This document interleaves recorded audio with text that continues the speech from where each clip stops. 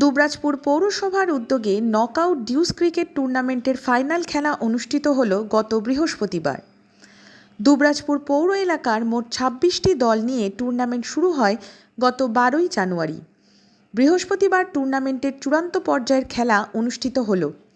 ফাইনালে ওঠে দুবরাজপুর এঞ্জেল এবং এনএসসি নায়েকপাড়া। ফাইনালে টসে জিতে ব্যাটিংয়ের সিদ্ধান্ত নেয় দুবরাজপুর এঞ্জেল। ২০ ওভারের খেলায় এঞ্জেল ১৯১ রানের টার্গেট রাখে প্রতিপক্ষ এনএসসি নায়েকপাড়ার কাছে। ব্যাট করতে নেমে ২০ ওভারে ৭ উইকেট হারিয়ে ১৪৯ রানেই শেষ এনএসসির ইনিংস। টুর্নামেন্টে ফাইনালে জেতে দুবরাজপুর এঞ্জেল। টুর্নামেন্টের ফাইনালে অতিথি হিসেবে উপস্থিত ছিলেন বীরভূম জেলা ক্রীড়া সংস্থার সহসভাপতি সদস্য সুদীপ্ত ঘোষ, সরকারি আইনজীবী মলয় মুখার্জি, রামকৃষ্ণ আশ্রমের শীর্ষ সেবক স্বামী সত্য শিবানন্দ মহারাজ। এছাড়াও ছিলেন দুবরাজপুর পৌরসভার পৌরপিতা, উপপৌরপতি, তৃণমূলের দুবরাজপুর ব্লক নেতৃত্ব, পৌরসভার সমস্ত কাউন্সিলর এবং বিশিষ্টজনেরা। খেলার শেষে বিজেতা দলের হাতে ট্রফি এবং ১৫,০০০ টাকার চেক তুলে দেন সরকারি আইনজীবী মলয় মুখার্জি ও উপপৌরপতি মির্জা শওকত আলী, এবং বিজয়ী দলের হাতে ট্রফি ও ২০,০০০ টাকার চেক তুলে দেন বীরভূম জেলা ক্রীড়া সংস্থার সহসভাপতি সুদীপ্ত ঘোষ ও স্বামী সত্য শিবানন্দ মহারাজ। এছাড়াও টুর্নামেন্টের প্রতিটি খেলায় ম্যান অব দ্য ম্যাচ পুরস্কার দেওয়া হয়। ছিল সেরা ব্যাটসম্যান, সেরা উইকেট কিপার এবং ম্যান অব দ্য সিরিজের পুরস্কার। প্রদীপ দাসের রিপোর্ট, নিউজ বার্তা।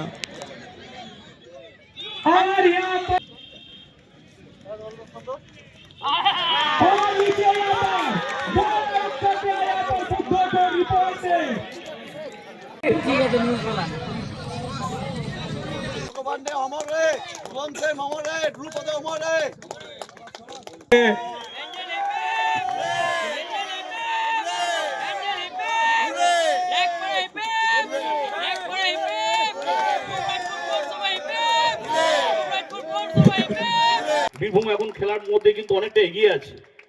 বীরভূম কিন্তু খেলার দিক থেকে অনেকটা, ভলিবল বলুন, ক্রিকেট বলুন, আমাদের বাস্কেটবল বলুন, অনেকটা কিন্তু আমরা বীরভূম থেকে অনেকটা এগিয়ে গেছি। প্রত্যন্ত এলাকায় আবার ফুটবলটাকে জাগ্রত করতে হবে। তাই শুধু রাজনীতিক কুটকচালি নয়, আমরা এখানে রাজনীতি ময়দানে রয়েছি অনেকেই, আবার খেলাধুলাকেও ভালোবাসি। আমি সবাইকেই অনুরোধ করব, আবেদন করব যে এইসব যারা আছে মফস্বলের, যারা একবারে কি বলবো সেই প্রত্যন্ত গ্রামের ছেলে, তাদেরকে মঞ্চে উঠে নিয়ে এসে যদি প্রতিষ্ঠিত করা যায়, তার থেকে আনন্দ দেবেন রাজনীতিতেও পাবেন না। আমি চাইবো সবাই মিলে আমরা যদি পারি, আমরা অনেক জায়গায় অনেক পয়সা খরচা করি, এই খেলাধুলোর ক্ষেত্রে যদি আমরা টুকটাক খরচা করতে পারি, তাহলে দেখবেন মানুষ সন্তুষ্ট হবে, মানুষ আপনার পাশে এসে এমনি দাঁড়াবে। কারণ সমাজসেবা, খেলাধুলা এটা একটা আলাদা জায়গা বহন করে, এবং যত রাজনীতিবিদ দেখবেন তার মধ্যে 50% দেখবেন যে সমাজসেবা থেকে উঠে এসছে, নাহলে খেলোয়াড় থেকে উঠে এসছে, নাহলে সবার মাধ্যমে যে মানুষ চেয়েছে বলে উঠে এসছে। মানুষ যদি না চায়, জনতা যদি না চায়, তাহলে হবে না।